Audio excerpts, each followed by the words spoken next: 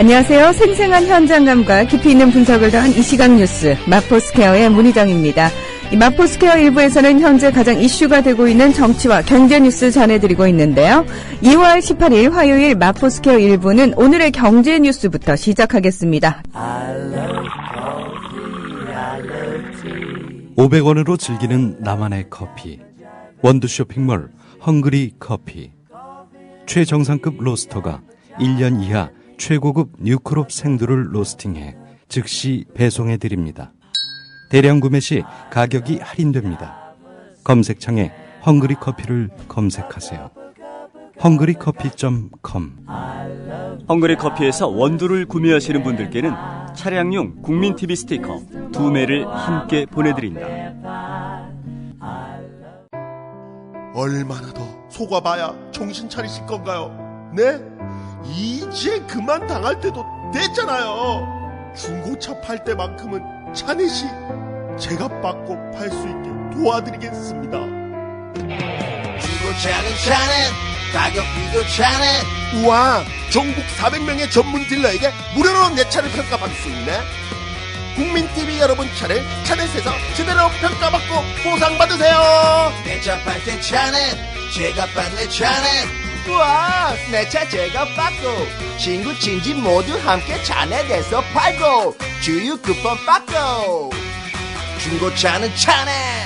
비교할수록 올라간다. 차넷 내 차 가격 비교 서비스. 1688-8249 1688-8249를 눌러주세요. 옥션 모터스에서도 차넷을 만나보세요.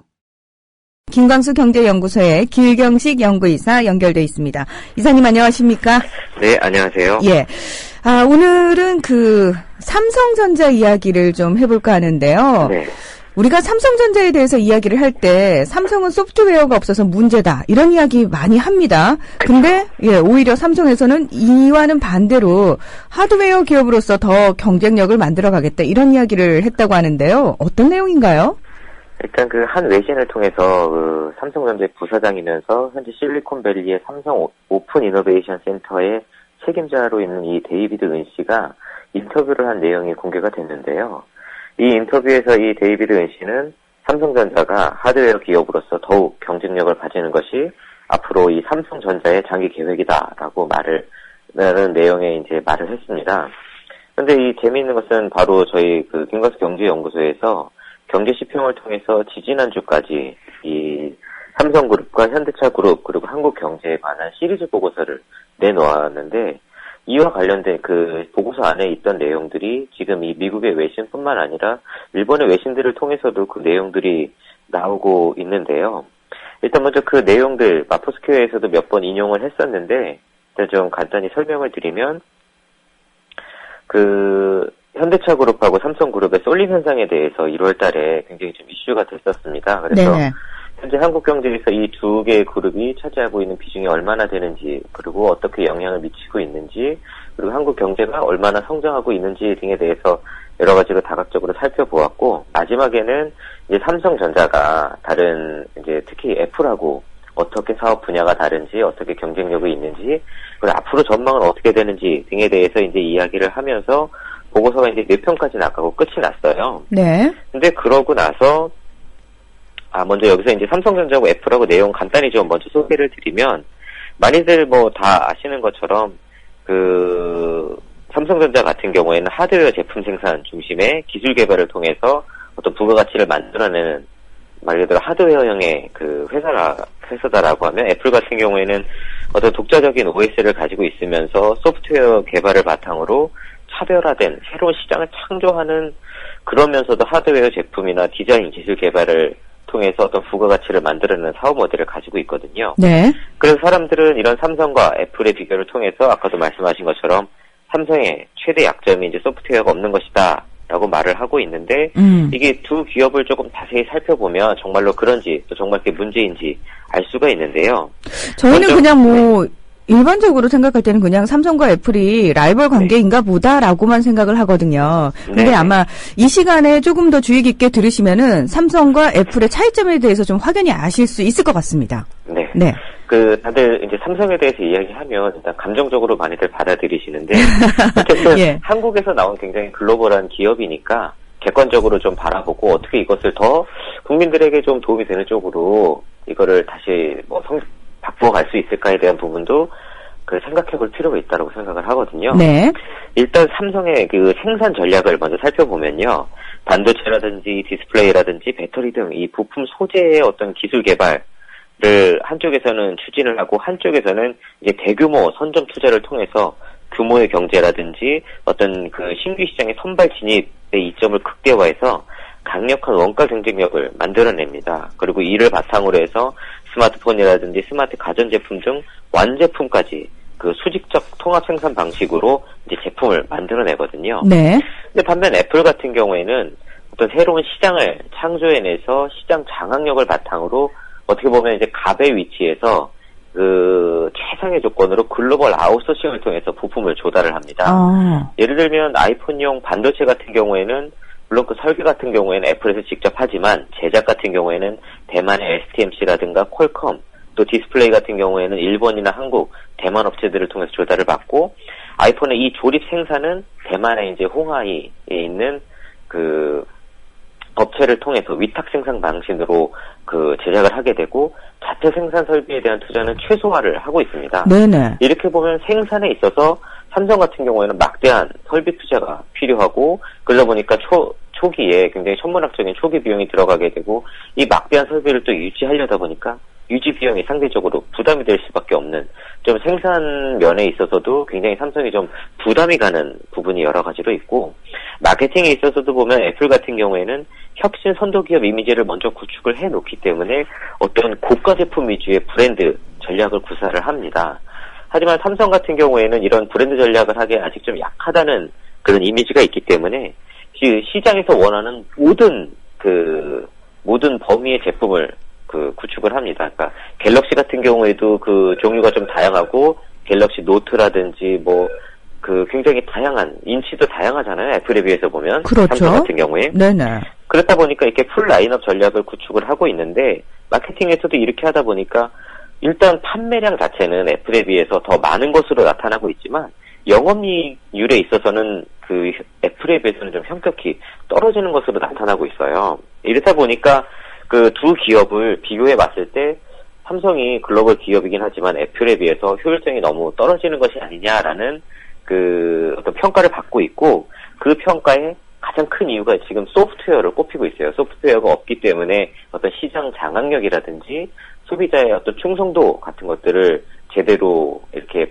받을 수가 없고, 그렇기 때문에 이런 좀 비효율이 생겨난다라고 꼽고 있는데, 하지만 정말 그러면 사람들의 말처럼 삼성이 이 애플을 따라잡기 위해서 그 새로운 소프트웨어를 개발해야 하는가, 그것이 과연 효율적인가라고 생각을 해봤을 때 그렇지 않다라는 겁니다.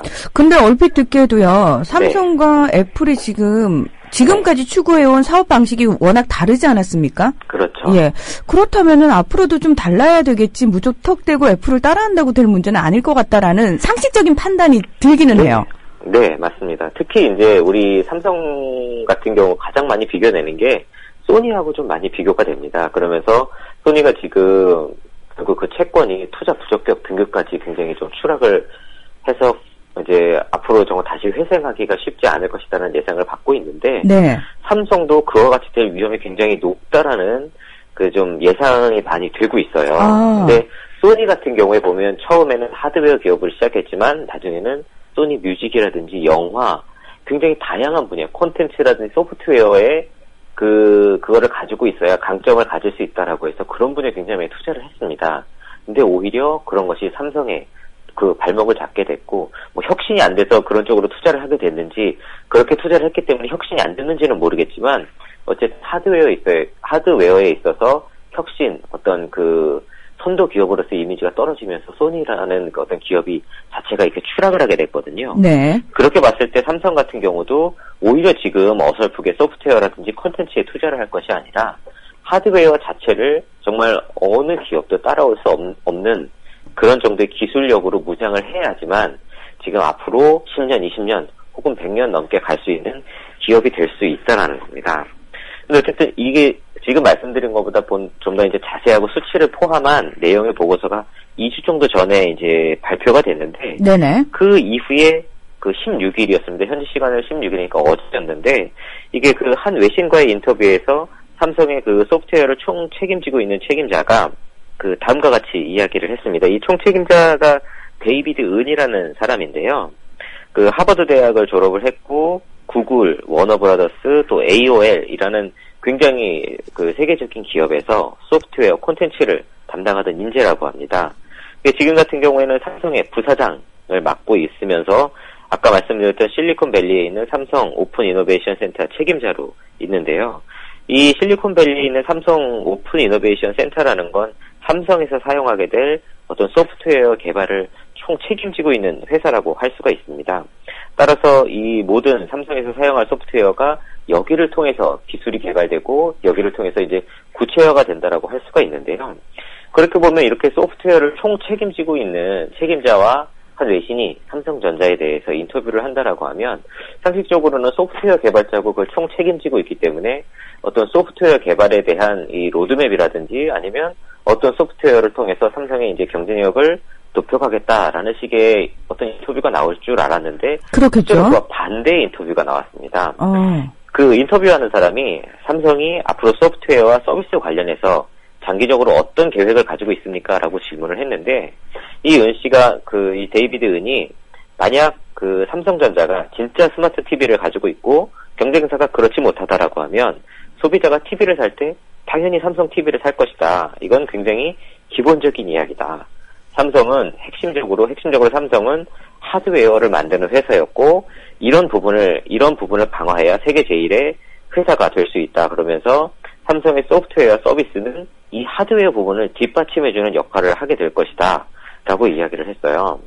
그러면서 삼성이 지금 현재도 세계 어느 회사보다 더 많은 스크린을 판매하고 있고 여기서 말하는 스크린이라는 건 이제 TV, 모니터, 그리고 스마트폰, 그 어떤 화면을 가지고 있는 기기들을 이야기하고요. 네. 그리고 이 지금 현재 세계에서 가장 많이 팔리고 있는 이 사람들이 가지고 있는 이 스크린을 인터넷을 통해서 네트워크를 구성할 수 있다라고 이야기를 하고 있어요.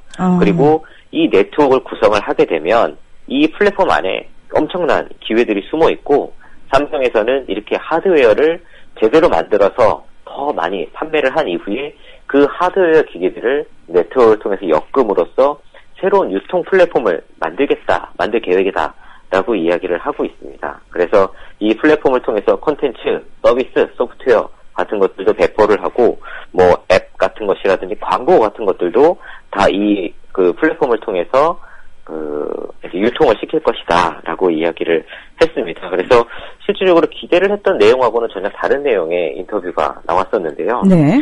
특히 얼마 전까지, 그러니까 지금도 물론 개발을 하고 있지만 삼성은 이제 타이젠이라고 불리는 그 새로운 운영체제를 계속 개발을 하고 있습니다. 이에 대해서 어떻게 보면 여기엔 뭐 인텔이라든지 MS, 세계적인 기업들이 다 들어와서 연합을 이루고는 있지만 가장 주축이 되는 그 투자 기업 중에 하나가 삼성이었거든요. 그런데 어떻게 보면 이제 일부 기업들이 이 타이젠에서 이탈하는 모습을 보이고 있고 삼성 같은 경우도 이제 얼마 전에 구글하고 그 특허를 포괄적으로 공유하는 협약을 맺으면서 이 타이젠에 대한 어떤 영향력이라고 할까요? 이런 것들이 조금 약해지는 것이 아닌가라는 이야기가 나오고 있는 상황이거든요. 어쨌든 이렇게 보면 기존의 삼성전자라든지 사람들이 이야기하는 어떤 삼성전자가 소프트웨어를 보강해야 된다라는 전략에서 어떻게 보면 이 전략이 큰 흐름이 바뀐 것으로 보여지고 있습니다. 그래서 이렇게 저희 연구소에서 경제 시평을 통해서 여러 가지 뭐 분석 자료라든지 이야기들이 나오게 되면 이렇게 외신을 통해서든지 혹은 기업인들을 통해서 혹은 고위 공무원이나 정치인들을 통해서 이런 비슷한 종류의 이야기들이 나오는 때가 종종 있습니다. 네네. 기분이 좀 묘하긴 한데 왜냐하면 실질적으로 저희가 이런 정보들을 만들고 발표하는 이유는 일반 국민들 모두가 이런 올바른 정보를 공유를 해서 더 이상 휘둘리지 않고 속지 않고 큰 피해를 막을 수 있게 하기 위해서 저희가 이렇게 시작을 한 건데 실제로는 기업들이라든지 돈이 있으신 분들이 오히려 이런 정보를 통해서 더 많은 것들을 가져가거나 혹은 지키거나 하는 일들이 되고 있는 것 같아서 네. 조금 기분이 묘합니다. 예. 사실은 그분들이 그만큼 김광수 경제연구소에서 나온 경제시평이라든지 보고서에 관심을 기울이고 있다는 의미이기도 한데 저희가 이렇게 오늘의 경제뉴스 시간을 통해서 기리사님으로부터 매일매일 경제뉴스와 관련된 브리핑 듣고 있지 않습니까? 네. 이걸 통해서도 정말 많은 분들이 아주 조금씩이긴 하지만 그래도 이렇게 고급 정보를 접할 수 있어서 저희는 참 좋은 기회가 아닌가 그런 생각을 하게 됩니다. 네. 많이 좀 도움이 되셨으면 좋겠습니다. 네. 도움 잘 되고 있으니까 걱정하지 마시고요. 예. 오늘도 저희에게 정말 도움이 되는 이야기 고맙습니다. 네, 감사합니다. 김광수 경제연구소의 길경식 연구이사였습니다. 며칠 전 김용판 무죄라는 호재를 만났을 때 한 목소리로 반색하던 새누리당. 중국 공문서 조작이라는 메가톤급 악재가 발발하고 나서 어제 아침 최고위원회의. 시사평론가가 아닌 만사평론가가 된 황우여 대표. 우선 이집트 참사에 대한 우려를 거내고 순수 민간인 관광객들에 대한 무장 테러는 결코 있어서는 안 될 무자비한 반인륜적 행태입니다. 기름 유출 사고, 폭설 사고, 쇼트트랙 성적 부진까지 우려하시는데 여수에 이어 부산 앞바다에서도 운항 중 과실에 대한 인재인 기름 유출 사고가 또 발생했습니다. 폭설은 홍수나 지진과 달리 1차 피해보다 추후에 발생하는 2차, 3차 피해가 더 크다니 조속한 피해 복구에 최선을 다해 주시고 우리나라가 절대 강자로 불리며오던 쇼트트랙의 성적이 부진한 반면 설자들을 찾지 못하고 러시아로 귀화한 안현수 선수가 금동메달을 한꺼번에 따면서 그리고는 상당히 생소한 축하의 멘트까지 오늘 새정치연합의 창당 발기인 대회를 열림을 축하합니다. 최경환 원내대표와 이해훈 최고위원. 야당에게 확정되지 않은 것을 두고 설레발 떨지 말라고 말함. 확정되지 않은 김용판 무죄에 설레발을 떠신 분들께서 진상조사 결과 증거 자료가 정말 신뢰할 수 없는 것이라면 관련자를 처벌하면 될 일을 제1야당이 나서서 문서 위조를 기정사실화하며 정치 공세 수단으로 악용해서는 안 될 것입니다.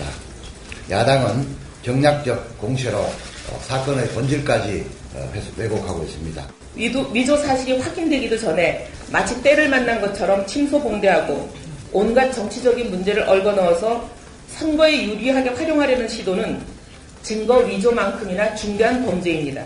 박물관의 왕 홍문종 사무총장은 민주당 소속 최문순 강원도지사의 천안함 관련 유보된 입장 표명을 트집 잡는데 최 지사는 방송 인터뷰에서 천안함이 북한 소행이라고 생각하는 질문에 우물쭈물 대답을 피했다고 합니다. 태도를 분명하고 확실하게 즉시 밝혀야 할 것입니다. 아직까지도 천안함 폭침의 진실을 부정하는 최문순 지사의 안보관에 안보의 최전선을 담당하고 있는 강원도민들은 믿을 수 없다고 느낄 것입니다. 박물관 노예 착취 사건에 대해 우물쭈물 입 다무시는 본인이나 잘하시던가. 최후의 이빨은 대통령을 누나로 부르는 윤상현 원내수석부대표. 이 양반이 하고 싶은 말은 곧 누나가 하고 싶은 말로 규정되는데 검찰이 왜 이걸 위조하겠습니까? 위조는 있을 수 없습니다. 위조는 있을 수 없습니다.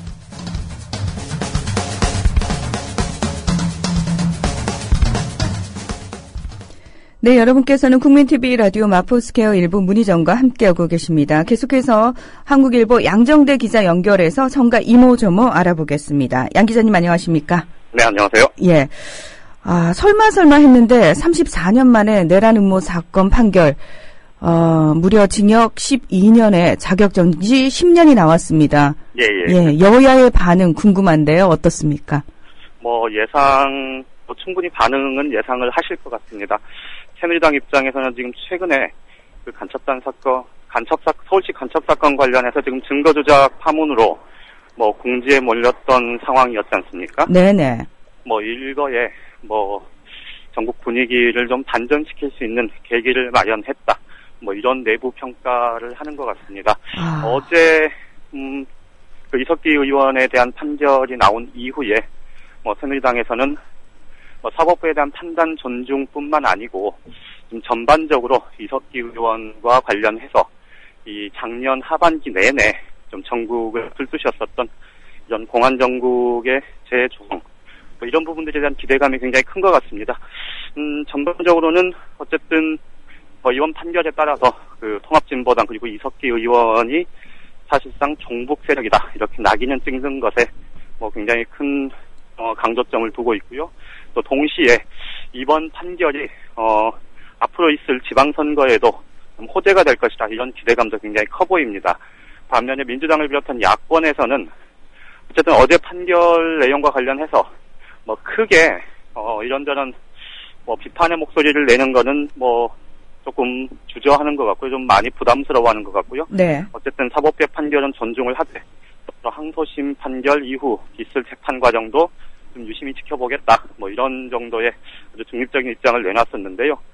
전반적으로 보면 정치권의 분위기 지금 작년에 이석기 의원 파동이 터졌을 때 많은 그 분석이 나왔던 게 그 재판이 결국은 지방선거 직전에 이루어질 것이고 그래서 지방선거 판도에도 뭐 적지 않은 영향을 미칠 거다. 이게 여권의 좀 전반적인 공안정국 조성이 결국은 선거와 맞물리는 것 아니겠느냐 이런 분석들이 굉장히 많았지 않습니까? 네네. 아무래도 그런 쪽과 좀 포커싱이 되는 이런 측면이 꽤 많은 것 같고요. 실제로 보면 어제 좀 비판적인 논평을 냈던 곳이 당사자인 통합진보당 말고는 정의당 한 곳이었는데요. 네. 정의당 같은 경우는 사실 재판 과정에서 검찰이 기소했었던 그 혁명조직 RO의 실체가 사실 뚜렷하게 증명이 된 게 없지 않습니까? 그렇죠. 실제로 그 실체가 구성원들의 면면이나 또 역할들이나 이런 것들이 좀 구체적으로 적시되지 못했고 이게 이제 재판 과정에서 검찰이 이걸 증명해내지 못했음에도 불구하고 사법부가 좀 정치적인 판단을 한 것 아니냐 이런 강도 높은 비판을 내놓은 게 눈에 띄었다고 할 수 있겠습니다. 네. 지난해 이 문제가 처음 불거졌을 때부터 뭐 통진당을 비롯한 나머지 야당들 같은 경우에는 거리두기를 계속해서 해오지 않았습니까? 네네, 그랬었죠. 예. 그 부분에 있어서 시민들 입장에서는 하나로 똘똘 뭉쳐서 좀 대응을 해야 되는데 왜 이렇게 거리두기를 하느냐 약간 비겁하다라는 비판도 굉장히 많았단 말이죠. 아니나 다를까 1심 지금 재판 결과에 대해서 대부분의 시민들이 이거는 좀 의아하지 않나, 이거는 너무하지 않나라는 반응을 보이고 있는데도 불구하고 통진당과 정의당을 제외하고 나머지가 또다시 거리두기를 하고 있다면 글쎄요, 지방선거에서 오히려 이게 더 역효과를 내지 않을까라는 생각도 드는데요. 그러니까 이거는 사실 뭐 어떻게 보면 딱 부러지게 뭐 이렇다 저렇다 전망을 하기가 조금 애매한 부분이 있는데요. 네.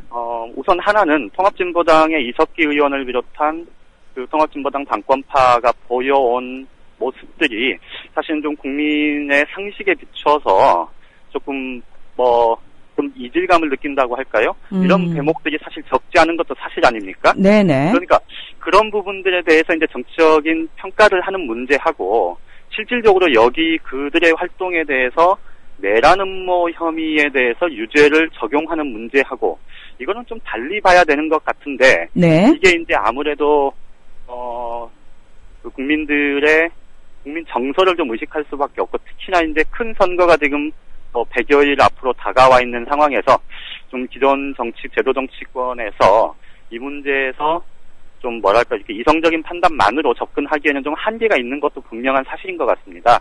그러니까 그 부분을 사회자께서 지적하셨듯이 결국은 이게 결국 표에도 도움이 안 될 거다라는 판단을 일부에서 하는 것도 맞는 것 같고요.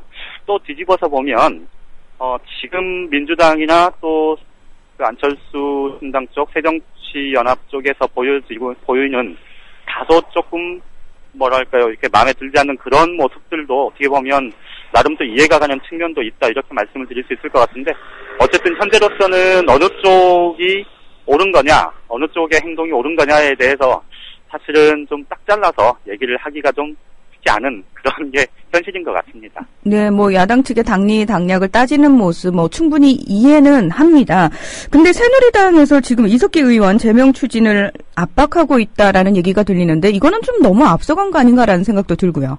아까 제가 처음에 새누리당 입장에서는 좀 호재를 잡은 듯한 그런 모습이다 이렇게 말씀을 드렸었는데요. 네. 이게 사실은 1심 재판이 진행되기도 전에 작년 하반기부터 사실 이석기 의원 제명안을 새누리당이 빨리 처리하자 이렇게 계속해서 주장을 해오지 않았습니까? 그렇죠. 이게 이제 검찰이 기소를 했을 때 그 단계에서 그렇게 주장을 했던 건데 어제 1심 선고가 내려진 이후에 지금 국회 윤리특위위원장을 맡고 있는 장윤석 의원이 새누리당 장윤석 의원이 공개적으로 이석기 의원 제명안을 더 이상 지체할 이유가 없다.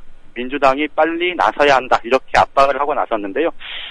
지금 국회 차원에서 윤리특위에서 그 구체적으로 제명 사안이냐 이런 부분들을 더 이상 검토할 게 없고 이미 재판부에서 내놓은 그 판결문 자료가 500여 쪽에 달하는데 이 내용 속에 충분히 들어있지 않느냐. 이것만 두고도 충분히 제명이 가능한 만큼 민주당이 의지만 있다면 3월 중에라도 모든 절차를 완료할 수 있다. 민주당이 나서라. 이렇게 압박을 했는데요. 이게 이제 보면 지금 민주당 입장에서는 아직 이것에 대해서 구체적으로 어떤 입장을 가질 것인지에 대해서는 지금 공식적인 대응을 자제하고 있는데요. 조만간 내일이나 모레새는 얘기를 할 수밖에 없을 겁니다.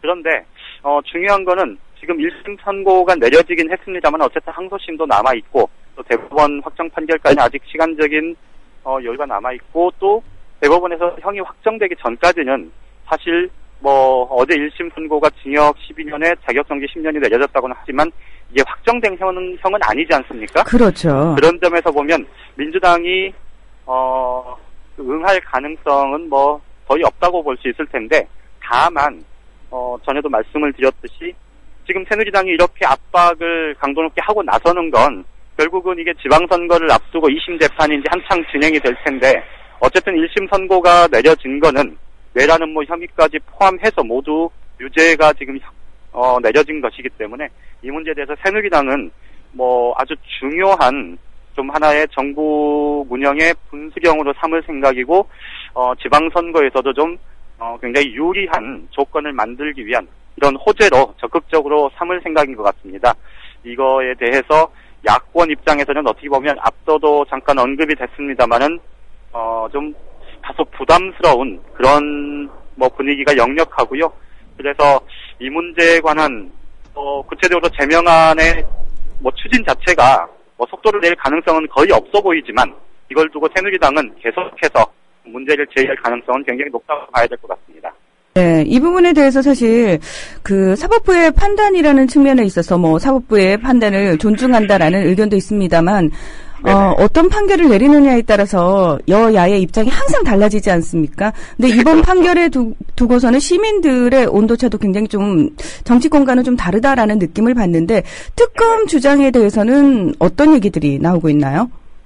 지금 특검과 관련해서 어쨌든 국가기관 대선 개입 의혹 사건 관련해서 지금 특검을 계속 주장해왔고 또 최근에 서울시 간첩 사건 그 증거조작 파문 때문에 특검 얘기가 좀 이렇게 국민들 사이에서 좀 더 얘기는 되어가고 있습니다만. 그렇죠. 이게 지난주 계속 말씀을 드렸습니다만 지금 민주당이 우리가 갖고 있는 비엣대가 없다. 이런 얘기들을 당 지도부 스스로 하는 통에 저처럼 정치권 안에서는 힘이 실리지 않는 모습입니다. 네. 이게 이제 내일 민주당이 거짓투쟁을 3개월여 만에 재개를 한 건 합니다만 이게 얼마나 힘이 실릴 수 있을지 그리고 어제 판결과 관련해서 전반적인 정부 여당의 전반적인 분위기, 전국 주도권 확보 이런 것들을 좀 계속 가져갈 그런 전략을 갖고 있어서 이 문제는 오늘 이번 주 주말 정도까지 좀 일단 지켜봐야 대체적인 가닥이 나오지 않을까 싶습니다. 네, 정쟁으로 흘러서는 안 되는 문제까지 몽땅 정쟁으로 흐르니까 좀 시민들 입장에서 국민들 입장에서는 답답한 감이 없잖아 있는 것 같습니다. 네네. 네, 오늘 소식 고맙습니다. 예, 고맙습니다. 한국일보 정치부 양정대 기자였습니다. 자, 잠시 후 이 작가 문희정의 라이벌로 다시 찾아오겠습니다.